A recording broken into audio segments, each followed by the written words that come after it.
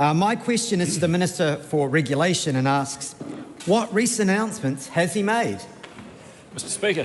The Honourable David Seymour. Mr Speaker, with great pleasure I'd like to inform the House that yesterday I announced the next steps in the Government's plan to improve the quality of regulation by opening consultation on the proposed Regulatory Standards Bill.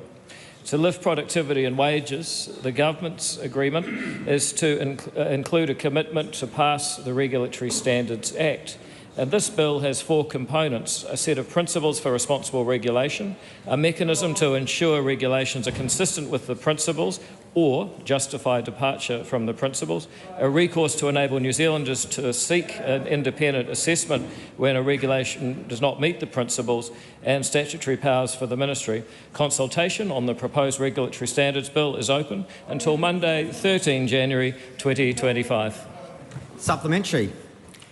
What are the principles of responsible regulation? Well, Mr Speaker, the principles fall into three categories. The first is principles relating to the design and content of legislation, such as the importance of the rule of law and that fair compensation should be paid for the taking or impairment of private property. Secondly, principles relating to good lawmaking, such as ensuring regulation should produce benefits that exceed the cost of imposing that regulation. And third, principles relating to regulatory stewardship, such as eliminating regulatory burdens and burden and compliance costs and ensuring that the regulatory systems are fit for purpose. Supplementary. How will the Regulatory Standards Bill improve the quality of new regulations?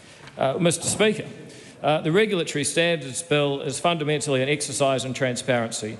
There's nothing in the bill that requires the regulator to follow the principles of regulation. However, it does require regulators to consider the principles and publicly justify why they shouldn't apply to any particular rule that they're imposing upon New Zealanders.